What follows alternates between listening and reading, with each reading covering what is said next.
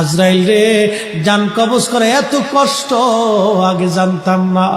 আজরাইল, আমাকে একটু আসানের সাথে তুমি জান কবজ করো। আজরাইল বললেন, হুজুর, আসমানের নিচে জমিনের উপরে আপনার চাইতে সহজভাবে জান আমি কারো কবজ করি নাই। আল্লাহ আমার উপরে করা নির্দেশ, আমার হাবিবের জান কবজ হবে সবচেয়ে বড় আসানে। হুজুর, আমি যদি আপনাকে আসানে জান কবজ না করি, নবী গো, আল্লাহর লানতে আমি ধ্বংস হয়ে যাব। ইয়া নবী আল্লাহ, আমি সেই ভয়ে আপনাকে আসানের সাথে জান কবজ করতেছি। হুজুর গো, আপনি নবীর আগে এবং পরে এত আসানে কারো জান কবজ হয় নাই, হবে না। আল্লাহর নবী ডেকে বলে, আজরাইল, জান কবজ এত কঠিন, এত কঠিন, আমার কাছে কষ্ট হয়। একটা অনুরোধ তোমার কাছে করে দেয় আজরাইল, আমার উম্মতের জান কবজটা তুমি সহজে কইরো। আমার উম্মত গুনাহগার,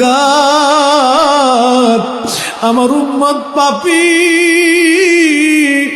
আমার উম্মত গুনাহগার, আমার উম্মতের জানটা তুমি আসানের সাথে কইরো।